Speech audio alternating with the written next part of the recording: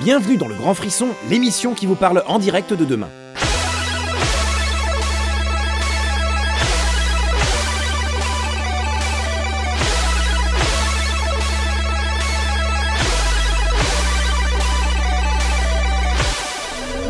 Ride's here. You ready?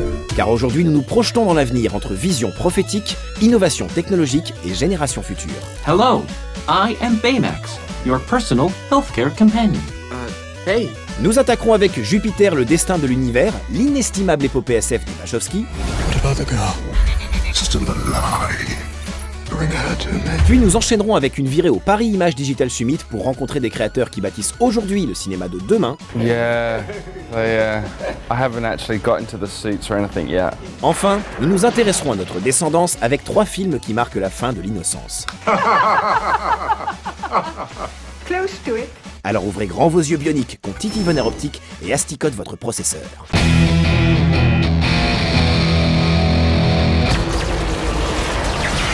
Hold on!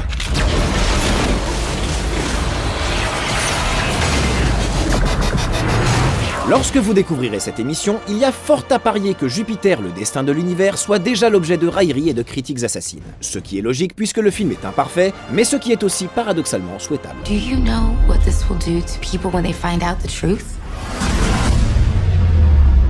I don't think that most people would want to know the truth.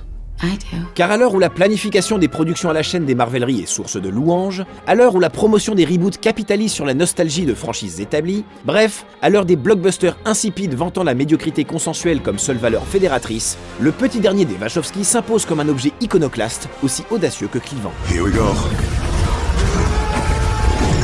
Comme tout prototype, Jupiter, le destin de l'univers est compliqué à cerner, même si l'on y retrouve les thématiques familières des Wachowski, comme le cannibalisme, la réincarnation ou les simulacres. Originality was always the primary draw. It was always the thing that made you excited to see something different, see something that you hadn't seen before. Alors pour cerner cette drôle de bête, il faudrait peut-être commencer par revenir aux sources d'inspiration du film. I said it was in my genes.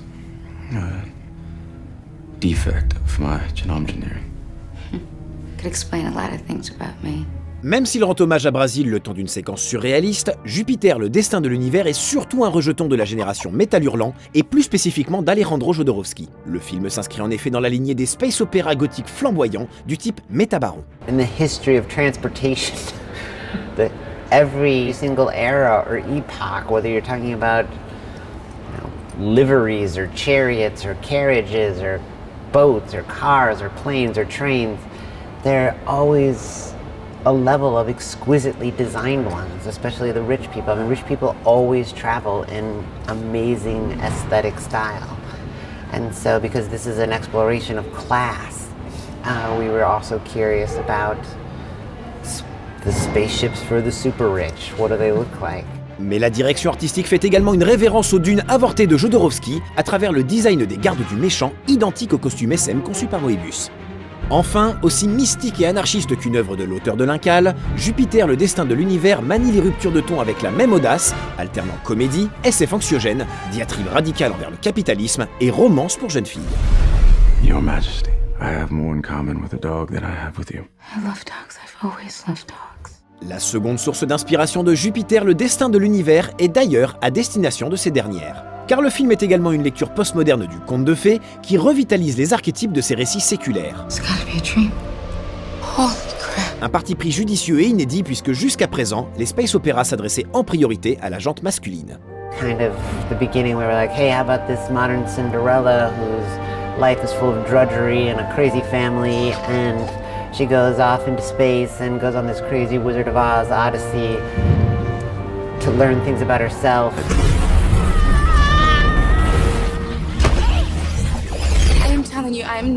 À ce titre, il est regrettable que Mila Kunis ne porte pas en elle la fraîcheur et le capital sympathie qui auraient rendu son personnage immédiatement attachant. Il n'empêche que l'aspect conte de fées spatial pour fillettes est l'une des choses les plus étonnantes de cette œuvre, décidément sans précédent. I need to walk out of a 100-story window with you in your gravity boots onto an invisible This might spaceship. make it easy. Oh, okay. est à craindre que notre enthousiasme ne soit que peu partagé, d'autant plus que Jupiter, le destin de l'univers, n'est pas exempt de défauts. Mais ne vous y trompez pas, si le grand frisson existe, c'est définitivement pour soutenir avec passion et déraison des films comme celui-ci. Would Your Majesty place her hand here to receive the signifying bond? Tracking heavy sim activity. That's gotta be where she is.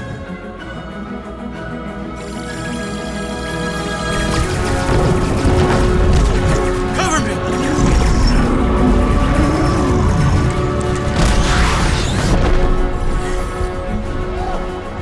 What's going on?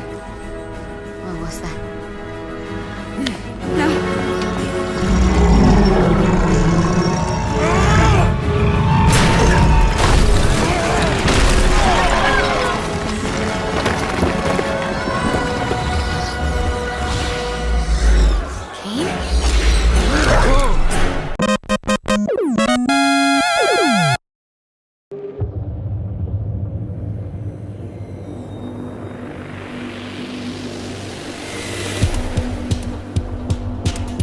Elles sont peu nombreuses les manifestations françaises qui permettent de mesurer l'ampleur de la révolution numérique sur le cinéma. Or, fin janvier dernier, s'est déroulé à Enghien-les-Bains le Paris Image Digital Summit, un événement international que nous présente son délégué général, Yann Marchais. En fait, cet événement est à la fois un événement de rencontre, de partage, également d'apprentissage autour des métiers et des savoir-faire en matière de création numérique. Voilà, donc on y parle évidemment à la fois donc de technique, puisque évidemment cet art ne peut se faire qu'à grâce à une maîtrise technique, mais également de création, à travers une présentation des films les plus emblématiques en la matière. Ce qui est intéressant, notamment dans le cadre d'études de cas, c'est d'avoir le point de vue d'un réalisateur, d'un metteur en scène, associé à un superviseur d'effets visuels et de montrer comment s'est passée cette relation artistique. C'est vrai que c'est aussi une manière pour nous de valoriser, de mettre en avant ces métiers-là, ces métiers de la création numérique et des superviseurs VFX, et de montrer que ce n'est pas seulement des prestataires, des techniciens, mais qu'ils apportent une véritable plus-value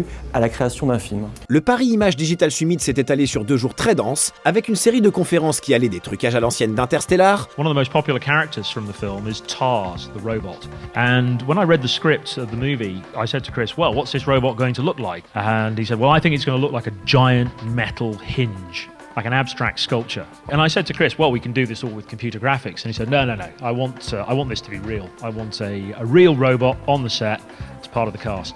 Aux créatures photoréalistes des Gardiens de la Galaxie. And if Rocket didn't work, then the film didn't work. So no pressure there.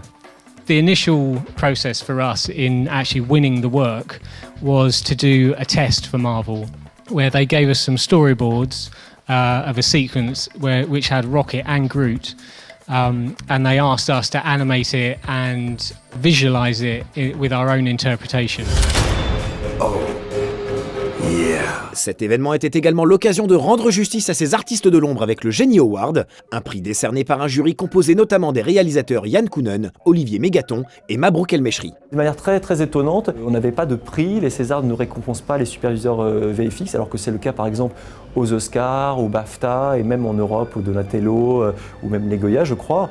Et donc on s'est dit, il y a quelque chose à faire autour de ça. Nous avons tous, et je ne me trompe pas, décidé d'attribuer ce prix à Geoffrey Niquet de Buff Company pour Bird People.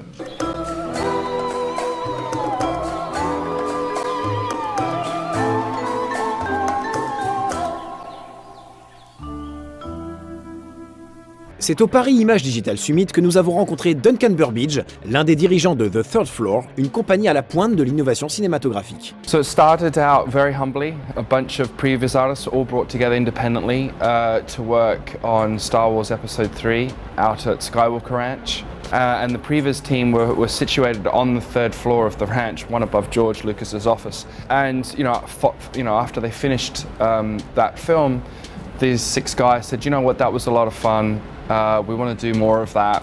Let's set up our own little company and we'll go from there. And that was the origins of The Third Floor. 10 ans après sa création, The Third Floor a connu une croissance exponentielle, avec des succursales basées à Los Angeles, Montréal, mais aussi Londres. Set up the London office just over 3.5 years ago, thinking it would just be, me and a bunch of previous artists, maybe 5 or 6, in a room, just doing shots.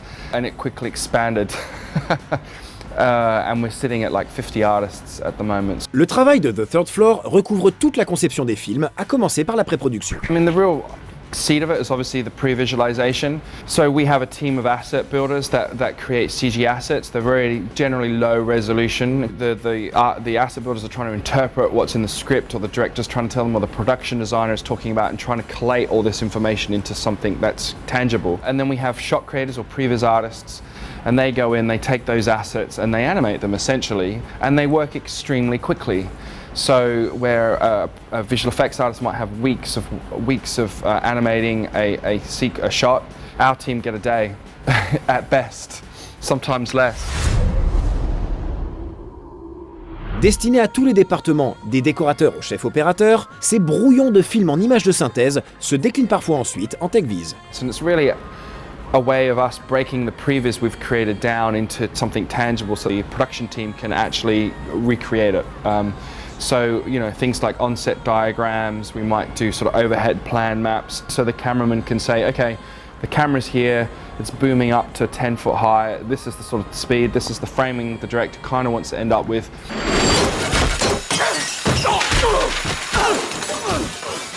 Mais The Third Floor accompagne également la conception d'un film jusqu'au montage avec les post-viz. Essentially all we're doing is we're taking the real plates, so the material that the director and the DP have actually physically shot, and we're utilizing those same previs assets we've created and compositing them into those plates. So it's a really fast way of the editor and the director just to get a sense of what they've shot, whether it's working, does the timing work, and quite central these days to those big kind of feature films where a director might be just cutting a load of green screen. Là où The Third Floor s'impose comme une compagnie d'avenir, c'est également dans son statut de firme transmédia. The whole company's core business is film, but the LA office do a lot of theme parks, commercials, animated films, game cinematics, those sorts of things. We all like to tell stories as much as we like to hear stories. It's a fundamental human need, if you like, and that sort of applies itself across multiple mediums. C'est dans les échanges entre médias que repose d'ailleurs l'évolution technique de The Third Floor. We've been experimenting and looking into a lot of game engine technology because it's much more affordable and approachable these days. Because the exciting thing about that sort of technology is you can have real-time lighting. Now we can light the shot. We can have the DP in there really thinking about the types of setups and things that they want to do, and we can interactively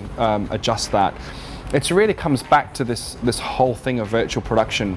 And just the other day I was speaking to a really good friend of mine in visual effects, and they said the key thing with virtual production is data you generate in pre and shoot is actually useful in post. De par la nature de son travail, The Third Floor est ainsi un témoin privilégié du futur du cinéma. One of the most exciting things about the way the industry is going, I think, is the tools are becoming less abstract. You know, I think it's very intimidating for a director to sit down with a bunch of Maya artists and try to communicate something they are used to handling physically in some sort of virtual flat 2D screen.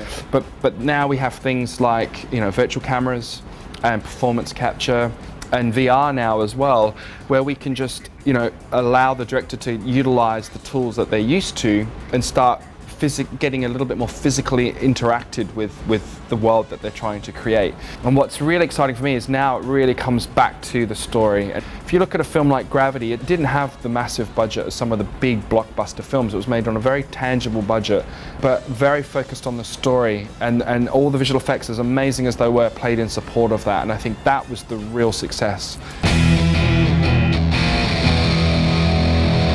Fini les enfantillages, car pour conclure cette émission, nous nous intéressons à plusieurs films qui, d'une façon ou d'une autre, marquent la fin de l'innocence.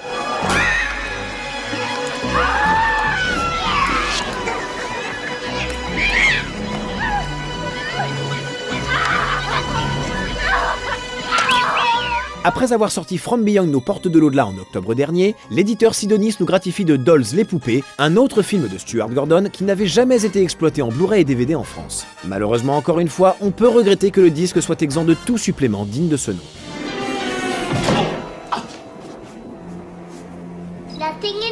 Dolls, qui fut tourné consécutivement à From Beyond, est assez peu apprécié des fans du réalisateur de Reanimator. À la revoyure, ce film un peu oublié est pourtant une série B maligne et souvent réjouissante. Reprenant les codes du conte de fées et l'ambiance des films d'horreur gothique italiens, cette fable relate la nuit cauchemardesque de plusieurs adultes grotesques, mais aussi d'un homme-enfant et d'une fillette délaissée. Enfermée dans la demeure lugubre de vieux fabricants de jouets, cette joyeuse bande va devoir affronter la colère de poupées sanguinaires.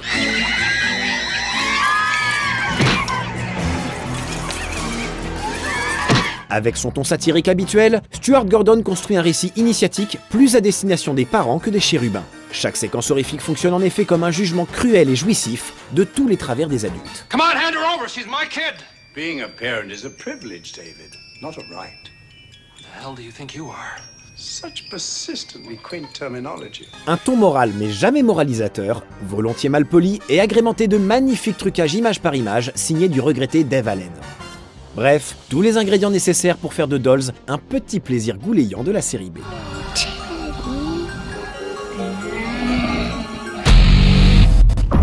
You're not gonna believe me, and I need you to remember what I'm saying. This thing, it's gonna follow you. Somebody gave it to me, and I passed it to you. Œuvre adoubée par une bonne partie de la critique, It Follows est une variation postmoderne des slashers type Halloween, autrement dit les films d'horreur situés dans les limbes de la banlieue américaine et prenant pour cible des adolescents fragilisés par les questionnements identitaires propres à leur âge. I had this image of myself holding hands with a really cute guy. Just having some sort of freedom, I guess. Des thématiques manifestement comprises par le cinéaste David Robert Mitchell, dont le film provoque parfois un tantinet de frayeur avec son concept ultra basique de force démoniaque, talonnant lentement mais inéluctablement ses victimes jusqu'à les tuer. Wherever you are, it's somewhere walking straight for you. All you can do is pass it along to someone else. Le souci, c'est qu'obsédé par son désir de commenter le genre, David Robert Mitchell se positionne au-dessus de son sujet et prive son film de toute la charge viscérale qui a fait d'Halloween un chef-d'œuvre universel, atemporel et populaire. Mom? No, it's me. Everything's okay. It Follows relève ainsi du petit jeu onaniste pseudo-intello, dénué de réelle innovation, mais proposant à l'occasion de jolies ambiances.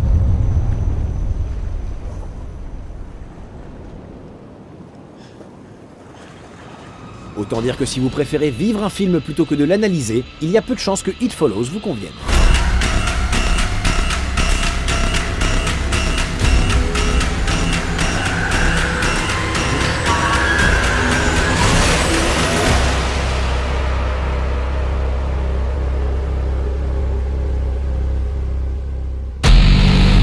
Nous nous enthousiasmions en ouverture de l'émission pour Jupiter, le destin de l'univers. Il est donc logique que l'on retrouve dans cet épisode l'exact opposé de ce film, à savoir les nouveaux héros.